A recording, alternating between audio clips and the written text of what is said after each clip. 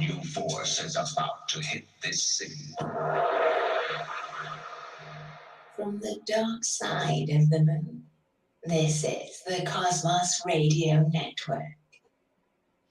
Welcome to the Biz Breks Podcast on the Cosmos Radio Network USA. I am your host, Kevin the Credit Crusher, along with my co-host, the beautiful Nikea Neal.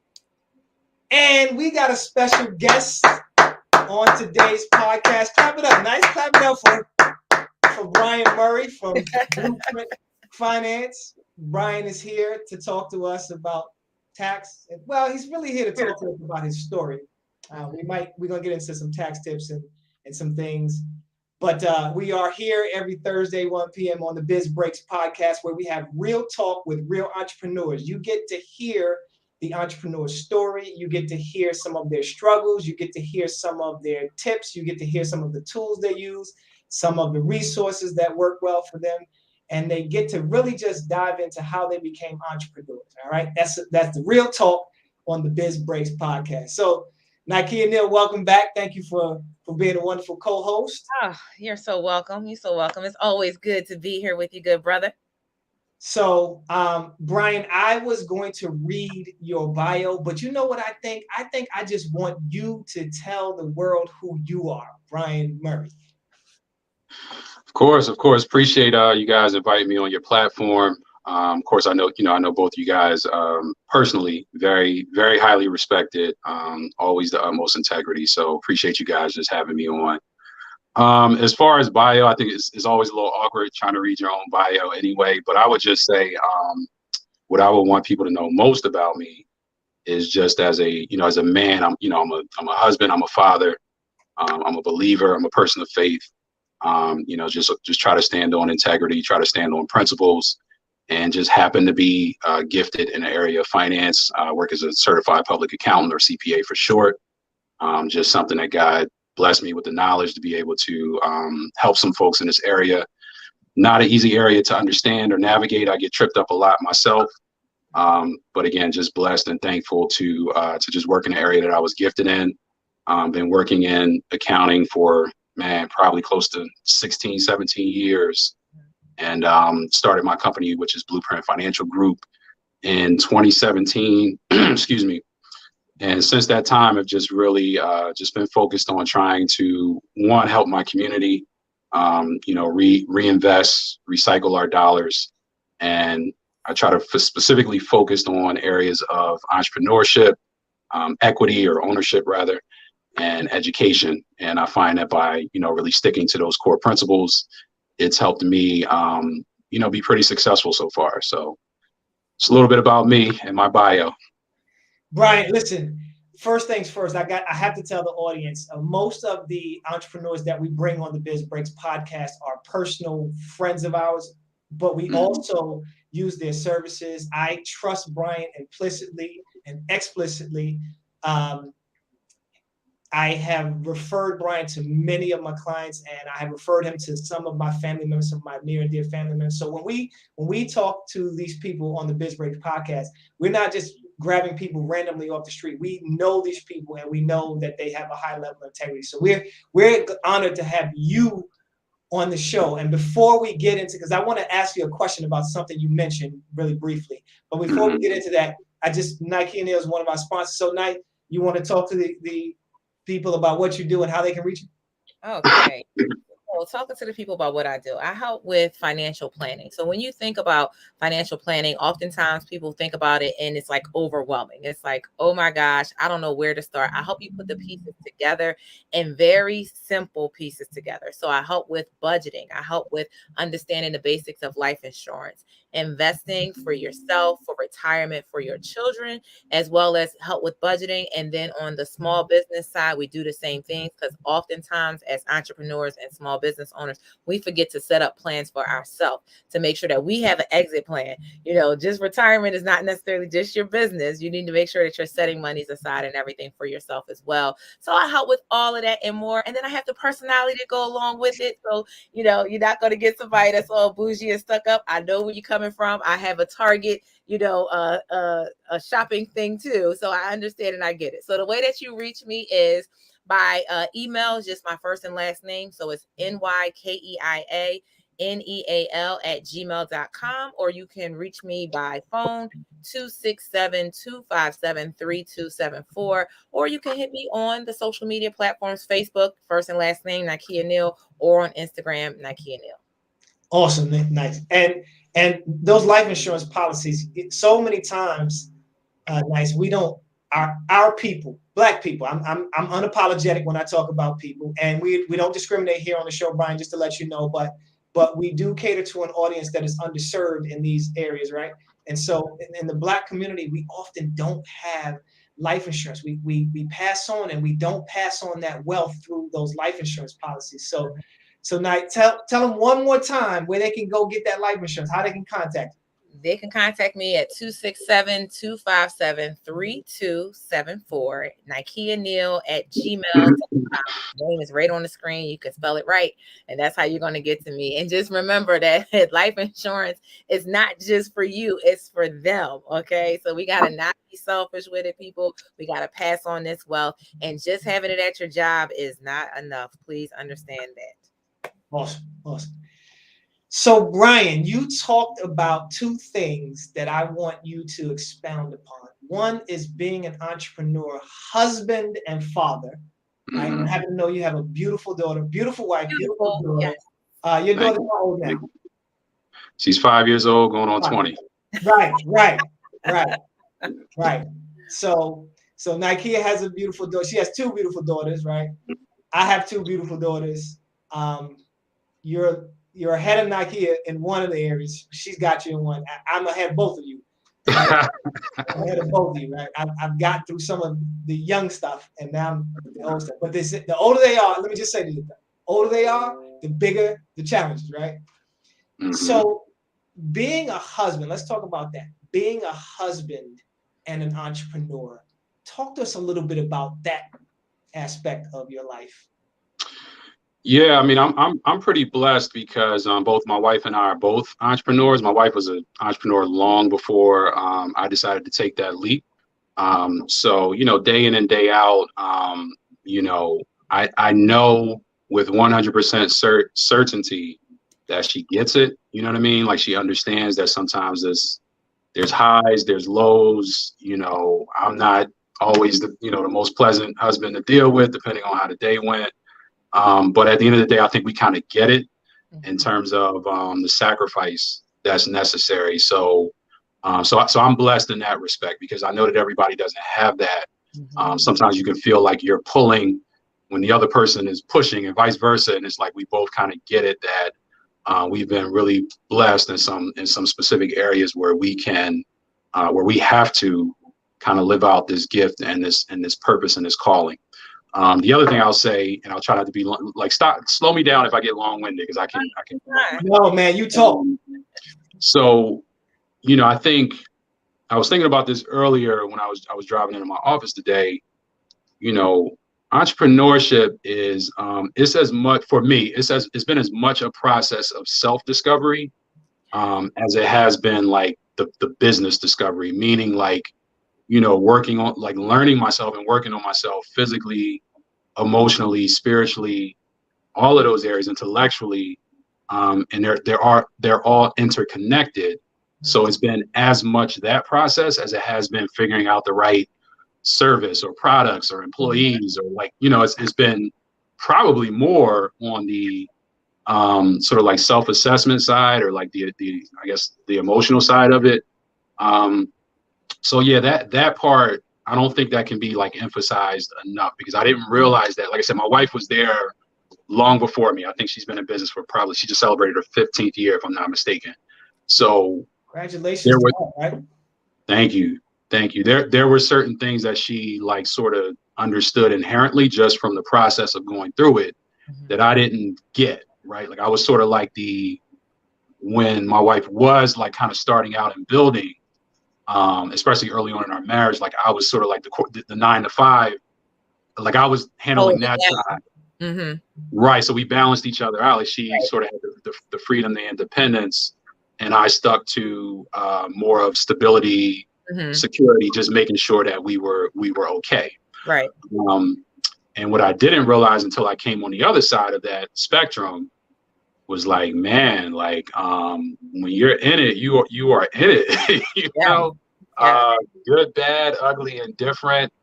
And you evolve. You're not the same person that you are when you start out, which that's life. You should evolve. So yeah, just saying all that to say, like, just being with someone that is understanding of that has been critical for me. And then the ability to be teachable and to learn, and just realize there are things I don't know. Like, I spent 15 plus years in corporate with a certain mindset of security, safety, promotion,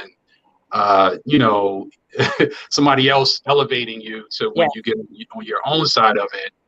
It's not about that. It's about taking a risk sometimes, like betting on yourself. Yeah. I guess betting may not even be the right word because you're not gambling. But just, taking a risk on yourself because you trust your calling, you trust, perhaps if you're a person of faith, you trust who's called you to do what you're doing. So it's been a lot, but I'm so happy that I made the decision to go the direction I did. Yeah. I have a quick question, Kev. So, Brian, when we met you, I want to say it was right when you were starting, like, out in your journey of entrepreneurship. So what did you do to take that leap? Like, what in you made you say, you know what, corporate, this was nice, this was great, I learned here, but now I want to do this? Because I've been to, several workshops of yours, and you're so great at what you teach and what you give to the community. But what was it that made you decide, like, I'm going to take the risk on me, like, I'm going to grow something for our family? Like, what was that for you? Man, I could probably spend another hour-long podcast explaining that to you. And again, if I get long-winded, y'all better slow me down if I get long-winded. But I'll say this. Right. This is a talk show, so just talk. Again, I spent 15 years in corporate America for some really, really big companies, some prominent companies, and some small companies as well. And I sort of came in from the ground up, like just entry level, not just graduating out of Temple, don't know a whole lot, but I got a degree. And really worked my way up from entry level to like controller level, and eventually like a CEO, CFO level, which is more like a director type level. And in that process, I distinctly remember I did a lot of job hopping. Like, I kept going to different companies because I would get frustrated. I couldn't figure out, like, I just thought I just need to be at a better company. I need to be under a different manager. I need to, perhaps have a different salary. And it's like, it was like a revolving door. It was like I would get to the same point of frustration again, which again had a lot to do with me physically, emotionally, spiritually. It's just calling a spade as a Black folk. A lot of times in corporate America, our journey is different. Yes. And we get treated differently. Like, I distinctly remember one time, like, sitting with a manager and asking, I worked for this company for years, for way longer than I should have. And I said, honestly, I just want to know, like, why haven't I been promoted yet? And they said, oh, if we promote you, we have to promote so-and-so. I'm like, what? Like, wait a minute, like, rewind, like, come again? Like, like, my promotion is tied to someone else. Well, it wouldn't be fair if we don't promote so-and-so as well. And so-and-so actually got promoted and ended up getting my same, like, we had equal job titles. And I'm like, man, I got, again, I'm just calling a spade a spade. I got far more education, far more experience. Personality wise, may not be as likable. That's not always my skill set, as being, I don't always do that. That's why you have a wife. Right. I don't always do the good old boy, the net. I don't always do that. Like, I am who I am. And that matters very much in corporate America. So I just remember, like, I got to a certain point where it's like, this isn't working. Like, I keep going to different companies, different times, and I got, like, to the highest job title, salary, corner office, and I was at my most miserable point. And I was like, I just can't do this. Like, I can't come home as this version of myself. And I had a newborn daughter. Right. So I was like, that probably was that might have, like, really, really swung the pendulum, because I was leaving out when it was dark to go to work before she woke up. And then when I came home, it was pretty much time to put her down for bed. And I'm like, I'm going to miss life if I continue. And that was assuming I left at a reasonable time. Right. And got attitude like, whoa, you're checking out already, clocking out already. You know, that's just the mentality sometimes in corporate America. Right. Which I was cool with when I started out, but then after you become a father and a husband, and you start realizing like, man, this don't matter. It's like this stuff won't matter as much. So saying all that to say that had a lot to do with the light bulb going off and just saying like, man, if for no other reason then I just want to be around for my daughter, and I want to be present to serve in my community and present to be active in my faith. Like I don't want to spend my life at a company that can replace me at a moment's notice. Right. So that had a lot to do with my journey. Okay. So I'm sorry, Nike. Did I cut you off? Right answer. I just, I love Brian, man. He's forward and just, it is what it is. And that's what I really appreciate about you. So thank you for sharing. Thank you. Yeah, off topic. We are a beautiful panel of people. I appreciate that. I love this podcast because I'm sorry, Kev. You're beautiful too, Kev. You're. I look so small here. I'm not a small people audience. I'm a real boy. I'm a real boy. All right. So Brian, how long did it take? Because I know there was some time that you contemplated coming over on this side of the fence. How long did it take before you actually said, I'm taking the leap today? Man, I had to at least be in my somewhere between my 13th to 15th year in corporate America before I finally said, and let me be clear, I didn't, I'm an accountant, so I'm very pragmatic and I'm very systematic. So I didn't just do it without sort of planning or taking calculated steps, and a lot of times baby steps, saving money. All of that. I kind of took in my mind, and here's the interesting thing. This is why I say for me, it's always important to let it be known I'm a person of faith, because my plan didn't work the way that I thought I was going to do it, which is let me just continue to be safe, secure, but I'll do some things on the side, almost like a side hustle to get the business going.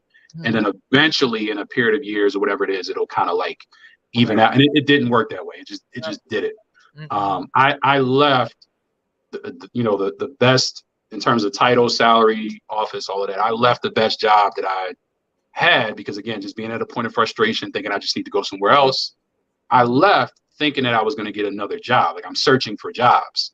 And again, I calculated. I'm look, I got a degree. I got, certifications. I'm a CPA. I won't have trouble getting a job is what I thought. And as I'm going through these interviews and sitting in front of folks and pretty much begging them for a job is what it felt like. Right. It was I would get close, but no offer. You know what I mean? And it's I just got to be sort of outright and direct. It's God would just kept showing me that it's not going to go. It's not going to go the way you think it's going to go. Yep. And so I got out there and was interviewing, and the jobs weren't coming along. So it's all right, I'm out. I'm in the deep end now. So I got to swim. I got a newborn daughter at the time. I got a wife. All our finances are interconnected. So what I do affects her. What she does affects me.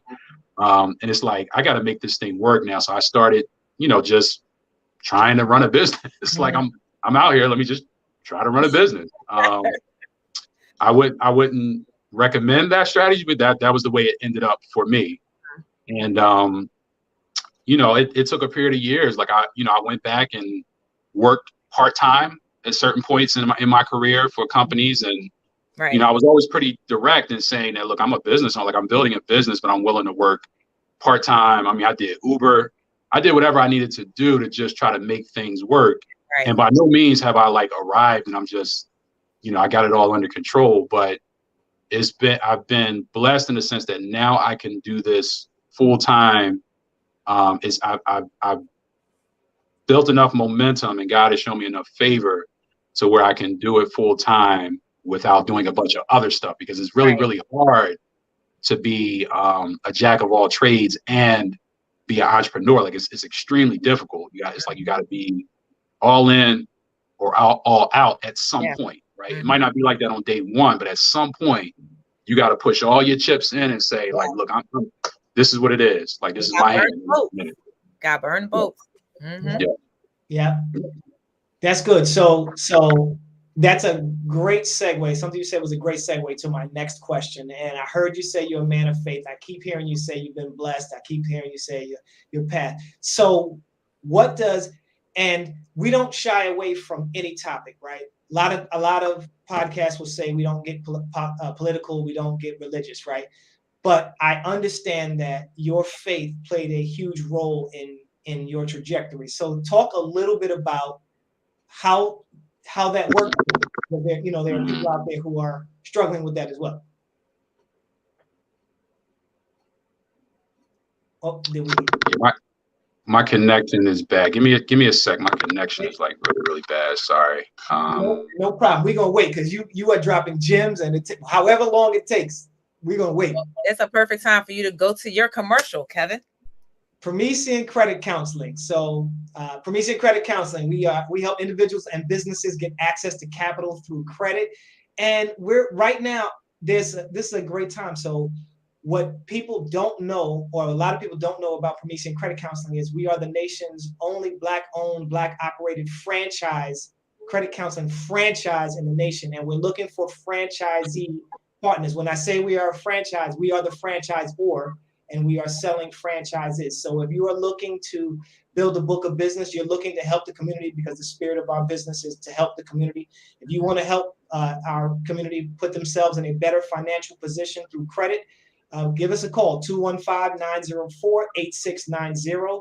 You can look us up on the web at Promethean.com. That's Premisien. You can find us on all social media platforms with the name Promethean. And you can contact us via email at info@Promethean.com. Come on over to the team. We'd love to have you as a franchisee and talk more about those opportunities. All right. Looks like Brian is back. Sorry about that. Good stuff. So Brian, talk to us about how your faith played a role in your journey. Oh man, again, probably another hour needed for that topic. But yeah, I mean,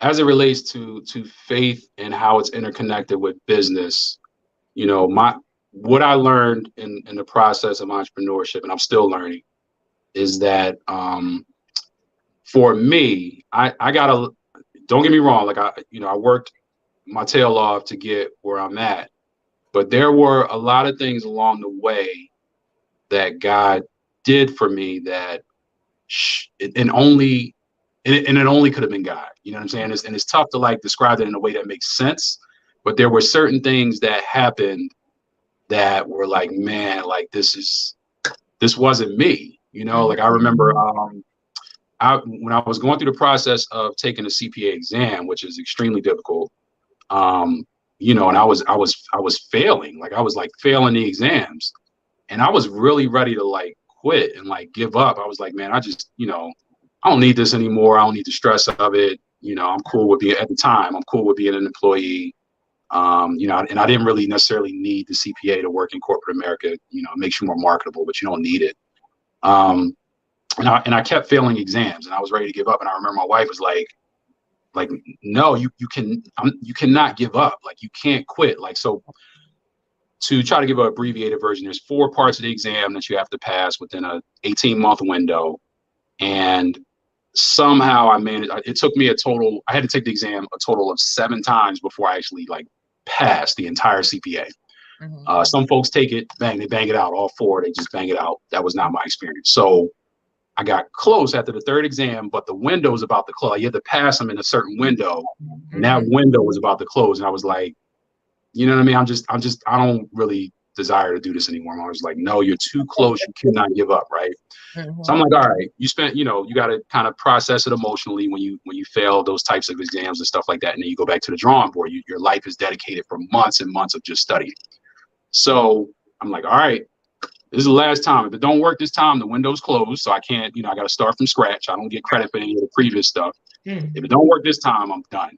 Mm-hmm. And there were a couple of times that I got close to passing the exam. You needed a 75. I would get like a 74. I would get like a 73. And emotionally, like that makes you want to like pull your eyes up. Oh my God. You like the Buffalo Bills of CPAs. I remember just praying about it before I went into that last exam. And, you know, and I didn't, it was like when I took that the last exam that I finally passed, I didn't feel like I did a great job at it. I just was like, I just thought to myself, yeah, this is going to happen again. I'm gonna get like a, you know, a 73 or something like that. And I got the 75. So I just got it. Yeah, it's kind of like all of the studying, everything that I was doing on my own, I could not get that score. Yes. You know what I mean? But it's like I just kind of relaxed and just prayed on it. Yep. Gave it over to God. Said if it works, it works. If it doesn't, it doesn't. I'm content either way. I'll be fine either way.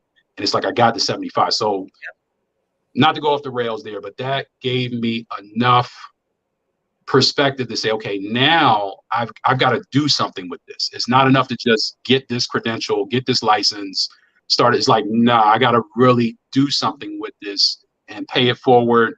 Yes. You know, give it back to God, give it back to my community, do something with it. And that's where I sort of figured out in the entrepreneur journey where it's connected that I'm not just an accountant. Like I'm not somebody out here just doing taxes. I can do those things, but for me, there's an impact and there's a calling that I'm trying to make. Like I'm really trying to help people get to some level of financial freedom. Yes. Generally, that's through business. Like most businesses need the help of an accountant, entrepreneur, et cetera. So I've just figured out that there are areas that I need to specifically focus on and give back. And that's my way of giving God that ultimate glory so that he gets to shine. I really don't want it to be about me. I just want for God to get that shine, but I need the impact in order for that to happen. Right. That's good. That's good. Jesus is the reason. Jesus is the reason. That's good stuff. And I heard you say your wife was like, you ain't no punk, huh? You ain't no punk. Get back out there. Man, listen. His wife is so dope, man. I love her. Yeah. My wife is way tougher than me when it comes to stuff like if we ever got like a customer service dispute or something, like I just put her on the phone, like, cause she gets at it. But no, she was pretty clear with me. Like she was not giving in. So it was like, even if it took, and that, that's the blessing of being with someone that understands, like, I'm going to fight with you enough to not let you give up. Like I'll do everything in my power. Ultimately it was my decision, but I'm not going to like easily let you like give up. And that it was enough to like say, okay, yeah, you're right. I got to keep going. Like if you believe in me, that's enough to keep me going. Right. And we have to have her on the show. I see she's in the audience right now. I'm already thinking that too. Hey, we lining you up, D. We lining you up just to let you know. So stay tuned. So great. That's Brian, that's going to be very helpful, and it gives me more insight. It just endears me more to you because I've seen you come up, and now I know some of the backstory, some of the emotional backstory, some of the personal backstory. So it just makes it much more endearing to me. Absolutely. So good deal. So what we like to do now is I want you to give the audience a tip, tax tip, finance tip. Give them a tip that can help them on their journey. Yeah. As I was telling you guys, I gotta be really, really careful when it comes to giving tax advice to folks who are not my clients, even though I know it's really easy to go on Instagram, Facebook, and get all types of tax advice. I personally don't do that unless it's a client that I'm engaged in, because that can go horribly wrong when people don't have guidance. What I'll say, and it's not so much specific to taxes. Right. I end up working with a good amount of like business owners, real estate investors, folks who are invested in the market. I for the most part, my clients are not just, 9 to 5, going to work, get a refund check. Although I help some folks who fit that profile as well. But the majority of clients are sort of like their financial situation is more complex. I got some really, really good advice from a mentor, and he wasn't even mentoring me on accounting per se, but just some areas that were related to business. And I remember him saying to me, if you're going to be successful towards your goals, you're going to have to drown out the noise. You know what I mean? Like you can go online, you can go on Facebook, Instagram, you're going to see all types of things where it's like the shiny object, and you start following. Yes. You know what I mean? Start going after the carrot, so to speak. And although I sort of knew that internally, like you got to be able to drown out distractions and noise, To hear it from someone who was far more, who was way more accomplished than what I consider myself to be right now in business, and I want to get to where that person is, and the way that they were able to say it to me, which fits my personality type anyway. Like I'm more, like I said, I am who I am. I don't have a desire to fit. You know what I mean? Like I want to fit in with the folks that love me. You know what I mean? At home, I always want to fit, but like when I leave my doors, like I'm not concerned with being liked or fitting in. So that fits really, really well, that I can sort of tune out noise when I need to. And the reason that's important is because whether it's taxes, whether it's your business investing, there's always a shiny object. There's always a, the next, the trendy thing to go after. And you've really got to be able to kind of drown out a lot of noise and a lot of distractions. And I guess to make it more specific to taxes, if you are trying to work with a tax professional because maybe you saw that person on social media, online, or whatever it is, I would say there are people who hit me up all the time like, hey, do you think I should do this? Do you think I should do that? And we're not even like in a business relationship. They're just looking for tax advice. And my response is usually like, just even though I could kind of give them some things, like, I think number one, you should be really, really careful about taking tax advice and tax guidance and financial guidance from someone who's not engaged. Like, you're not paying this individual, so they have absolutely no risk if it goes wrong with you, right? Number one. But then number two, I always encourage, like, check the credentials. You know what I mean? Like, whoever you're working with. Yes. I would ask, like, what licenses do you hold? Whether, and you don't, to be clear, you don't necessarily need a CPA to do taxes, right?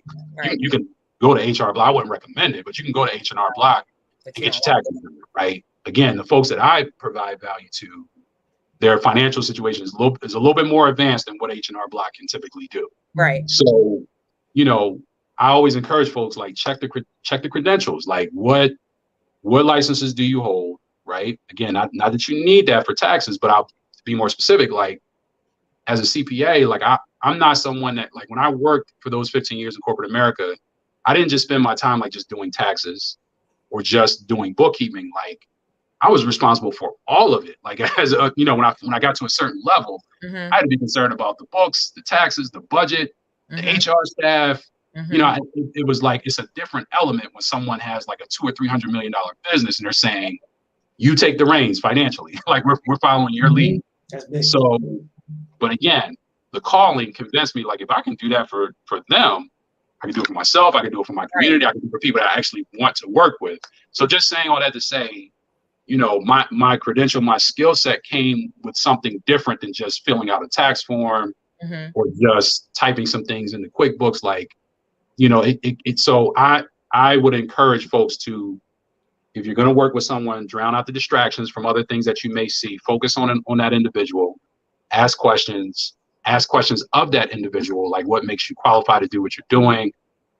Two best practices, I would say, 2 licenses that I would recommend for someone who's in this space that I work in.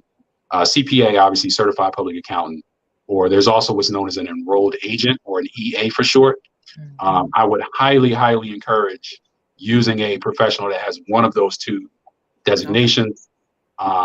Primary reason, because they can represent you they have representation rights before the IRS, which means that if you ever have any type of issue with the IRS, those are the 2 credentials that they're going to allow to represent you, right? If you're not using one of those 2 individuals, you're going to have to hire an attorney or something. Like, you got to go a different route.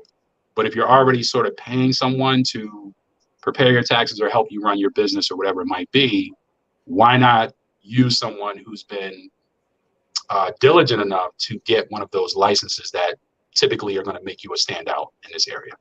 Right.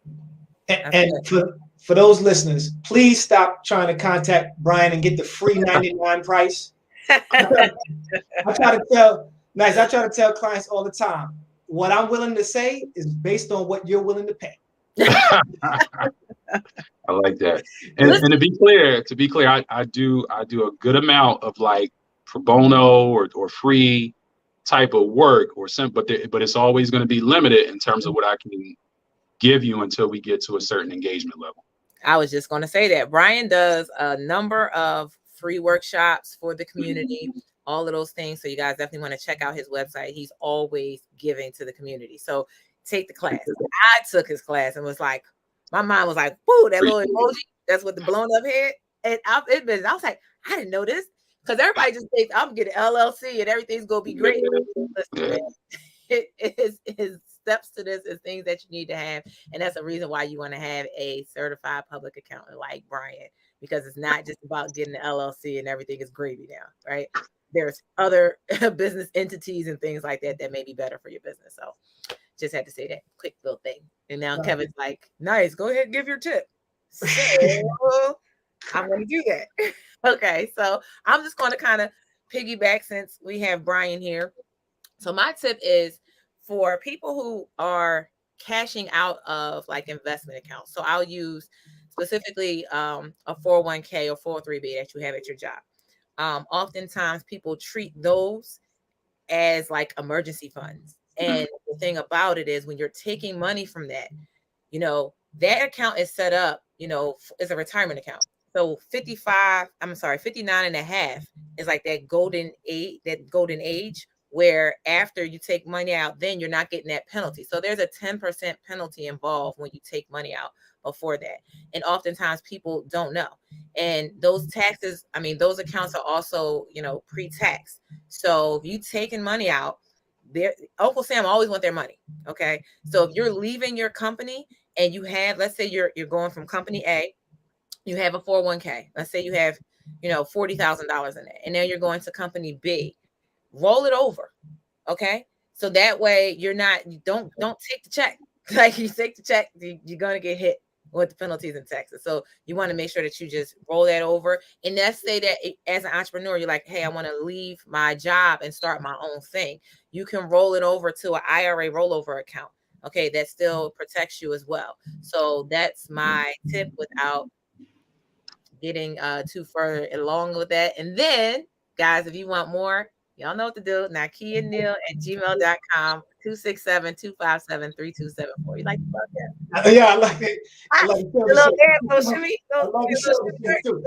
show to work. All right. Well, so you guys are talking rollover and tax. I'm going to talk about people trying to get mortgages with poor credit a lot. So a lot of times people get denied for mortgages. The thing about getting denied for mortgages, there's a lot of emotion attached to that. And so people get denied for a mortgage with one mortgage lender and they give up. If you have poor credit, there are some options out there. First things first, shop mortgage companies. When you go to the mortgage lender, tell them, listen, I have poor credit. Do you have programs that can work with a person that has poor credit? 570. There are programs out there that 580, 600, 615. You can get a mortgage with those credit scores. You just have to find the company that does them. I would tell you that to give them that information up front so that they know what they're dealing with and they can tell you before they run your credit.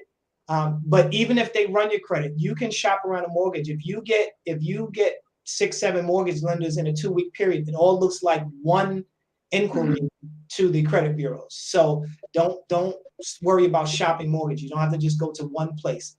So that's the first thing. If you're trying to get a mortgage with poor credit, find a lender that deals with poor credit mortgages.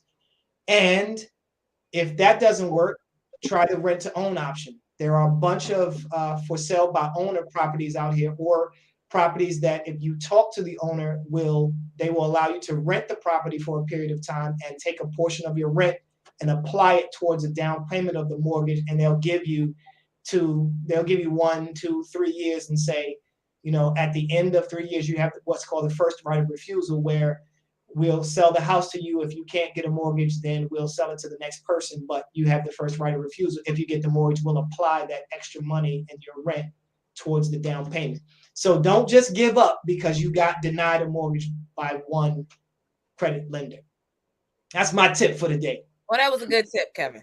215-904-8690 is the phone number. Promethean.com is the website. You're such a biter. You're such a biter. You always bite my style. Yo, she thinks she owes everything. Anyway, so Brian, this next part of the podcast, this conversation is we like to tell stories about experiences that we've had that would give people or would compel people to deal with us or to take advantage of our services. We do that because a lot of times we know the what, but we don't know the why, right? So I can tell people all day what to do in their credit, but people don't know the why. So in this segment, we'd like for you to tell a story, and it doesn't absolutely have to be about taxes or finances. It could be about your personal entrepreneurship journey. But give people a story, an experience that will illustrate why somebody would do what we do. Oh man, that's a tough one. That's got me stumped a little bit. A story that would compel folks to do business with me. Yeah, I mean, I would say, for me, what always the backdrop for everything that I do, business, personal, etc., is for the most part is always going to be tied to core values.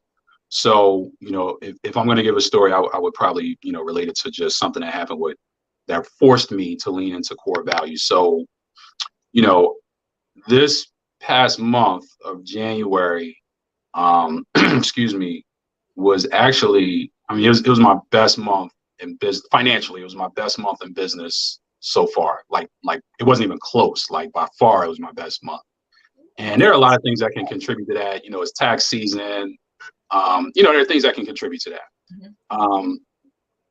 But what I believe ended up happening that ultimately really swung the pendulum and swayed things my way. I reached a point this month where I had to confront my core values, because I was, a specific client that I was working with.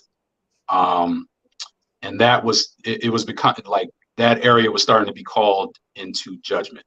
You know what I mean? From my own perspective, like I'm critiquing it myself and saying, this doesn't align with my core values. You know what I mean? Like the money's good. Like you know what I mean? It's always, when you're in business, like every dollar counts, right?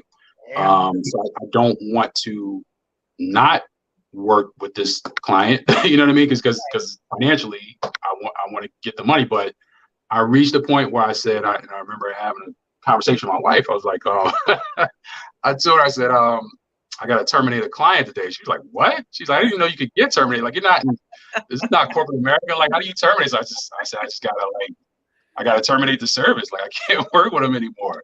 And she was like, what do you mean? Obviously I can't go super deep into details, but I don't know. It was over a period of months. Like I had to question or confront too often, was this aligned with my core values? And I just kept figuring out that it's not. You know what I mean? It was causing more stress and more agitation, and it just wasn't a great experience. And I think it was probably that way, I would assume, on both sides. Like it was just kind of evident that like this is not really working like we thought it was. So it's like a relationship. Say it again. It's like a relationship. It's like it's not really working for both of us, right? To an extent, yeah, to an extent. But being able to say, being confident enough to say that it makes sense to go in a different direction.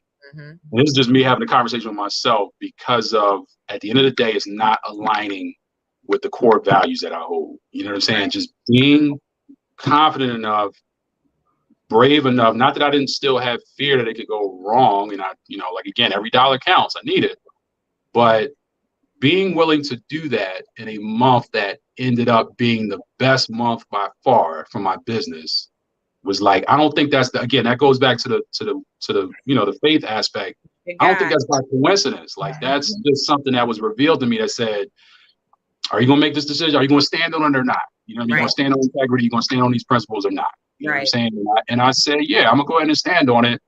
Ends up being the best month of business for me. So like things like that, I don't know if that compels people to do business with me, but like that is just something that, man, I don't ever see myself deviate. Like that's just who I am. Like I'm going to choose my principles and my values before anything. You know what I'm saying? And if it conflicts with a relationship, if it conflicts with whatever, let the chips fall where they may, like I'll deal with the aftermath, but I'm not going to deviate. I'm at a point in my life where I'm not going to deviate away from value. I might have struggled with that when I was younger, but now it's not even a question. You know what I mean? Like I'm always going to choose values first. That's compelling. All money ain't good money. Right. But that is compelling, because when I make referrals, I tell people, I say, listen, if you're looking for somebody that's going to be all with the, that type of tech stuff, that's not your guy. Like Brian is straight up. He's going to let you know whether or not he can help you, whether or not it's worth it for both of you guys, and that's important. That is compelling because people look for that. People want to, when we talk about money, you want to deal with somebody who has high integrity, somebody who has those core values. So absolutely, definitely compelling. No, that's the one, Brian. That's good. That's good stuff. Mm-hmm. So, and let me say that I'm going to say this disclaimer every show.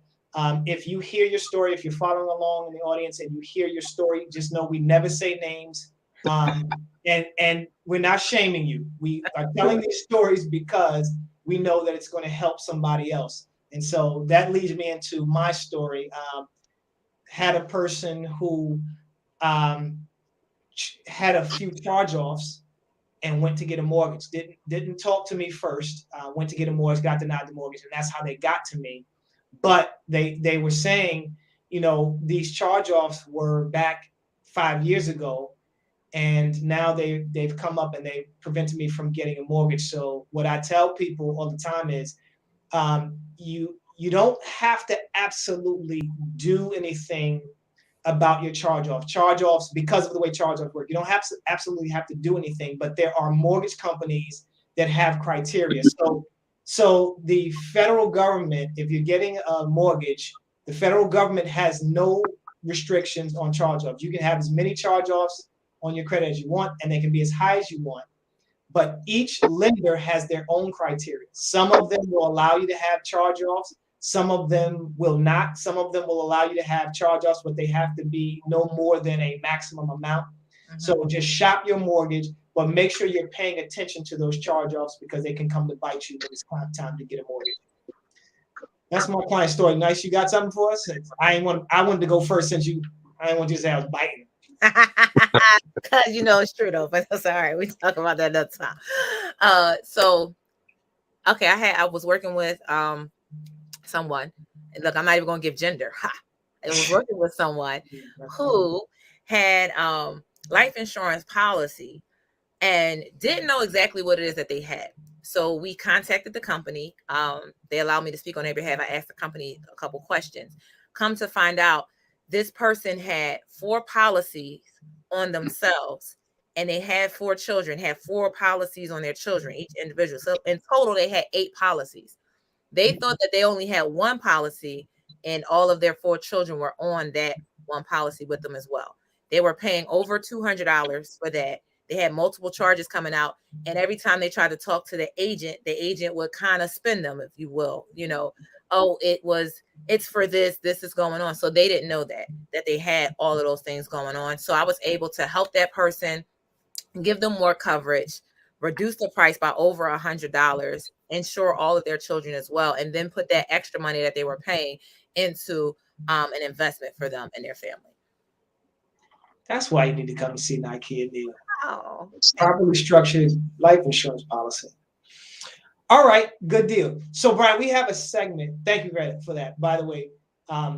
So we have a segment of the show where we ask the entrepreneur to tell us about a time that they were ready to give up. But you've done that already. So thank you for telling us that. You didn't know, but you gave it to us. So foresight. No God problem. vision, right? Your third eye vision. All right, but what we do want to do is take you to our Fast 4 segment. So we're going to ask you 4 questions. We want you to answer succinctly, quickly, these 4 questions. You ready? Mm-hmm. All right. Book that impacted your personal or entrepreneurial journey. Man, so many of them. The one that's coming to mind immediately. It may not be the best book, but the one that's coming to mind immediately is called The E-Myth. I think it's Michael Gerber. Yep. Yeah. Oh, good book. Yeah. Good book. E-Myth. Must read. Yep. Good. So and by the way, we don't send our guests the questions or the format ahead of time because we want this to be genuine, right? We want you think about but it's just a conversation, right, Brian? So the next question, two. Kevin, sorry. I know this is probably not, I'm going off script. Can I give two? The other one, come on. The other one is it's called the Cash Flow Quadrant by Robert Kiyosaki. I'm rereading it right now. It's called the Cash Flow Quadrant. Rich Dad Poor Dad is the most popular title by Robert Kiyosaki, but this Cash Flow Quadrant, if you want to be an entrepreneur, you have to read this book. You absolutely have to. Sure. Yeah. And it's the follow-up to Rich Dad Poor Dad, and Correct. People don't know about it. It's a great book because in Rich Dad Poor Dad he introduces those 4 quadrants, but he talks about and you really see, Brian, in the book how you, even as entrepreneurs, we are in the left quadrants, right? Absolutely. And we need to be moving over to the right quadrants. Oh, that's a great. And you can be in more than one quadrant and at a time, right? But it's which one are you going to like dominate? What are you going to be most dominant in, right? Exactly. Yeah. I just went over this Tuesday night when I did my seminar. I talked about the cash flow quadrant, baby. Cash flow quadrant, E-Myth and the cash flow quadrant. Great books, man. Great books. All right, Brian, give us a tool or resource that has helped you tremendously. Again, personal or professional. Mm-hmm. Prayer. I mean, it's probably seems like a cliche, obvious answer, but man, the ability to speak with God and not be, not be ashamed of it or hesitant or embarrassed or whatever it is. The ability to recognize, one, that there is a higher power and that you are limited as a human being, and to tap into that resource has helped me in every area of life, just being willing to pray. Yes. That's a great answer. It was not easy at all. And that was that. Yes. No, that's a zinger. That's a zinger right there. Good answer. Yes. Thank you. Brian, tell us one challenge in your professional journey that you had to overcome. One challenge that I had to overcome in my professional journey. Man, these some tough questions, man. Y'all got some tough ones because it's hard to narrow it down to just one. I'll say in the professional journey, being able to know what doesn't work has been as critical as knowing what does work. So I guess another way to say that is, how people say you either win or you learn, like there's no losses, right? But you got to take the shot in order to win or learn, right? Or lose, if you want to consider that. So I would say the challenge, one of the biggest challenges for me is just being willing to fail, like being able to get it wrong because it's not permanent. You know what I mean? Like most things in life are not, some things are, but most things that we do in the course of business are not, like for me, I'm not performing brain surgery. Like I'm not, you know what I'm saying? Like if I get it wrong, there's probably someone who has gotten it wrong before. Right. And most likely there is a remedy for it if I'm leaning on my core values. And for example, sometimes I'll find a mistake and I'll confront that, assuming I make one. I'll find that before, I'll bring it to the client's attention sometimes. Say, hey, you know what, you might not have noticed this, but we got to go back and redo that because I missed something. Right. You know what I mean? And although that can make you feel like you got egg on your face and you don't know as much as you think you do. I mean, most of the time, in my experience, the clients appreciate it. They might have been a little frustrated, annoyed, but they were far more willing to say, man, I'm glad you caught that. So I'll go through the inconvenience of like, let's correct it or do it over rather than you didn't catch it. And God forbid something happens, worst case scenario with the IRS because you weren't on top of it. So. Right. No, that's good. People like you being authentic and being real and human. Like I make mistakes sometimes, and owning it. Ownership is big, accountability is huge. Good. Last question, Brian, and you're you're out of the hot seat. Last question. One thing you wish you'd learned earlier that would have made life a little easier for you, personally or professionally? I mean, man, just going back to the faith aspect, I believe that we learn everything in the season that we're supposed to learn it. So there's not much that I can say that I should have learned earlier, but I will say from a professional standpoint, I wish that I would have bet on myself earlier. And again, bet is, probably not the best way to describe it because it sounds like it sounds like you at a casino or something, but I spent way far more years than I should have based on Brian's perspective, not the higher, the most highest perspective, but from my perspective, I spent way more time than I needed to in corporate America, not just corporate America, but like certain jobs, certain companies. And I wish I would have just it's not that I didn't believe in myself. I wish I would have believed in myself enough to say, I'm going to go ahead and bet on myself and choose myself. Let me try to make it more specific. Most people will spend sometimes hundreds of thousands of dollars to get an advanced degree, right? To go back to college, maybe get an MBA or even get your undergrad degree, right?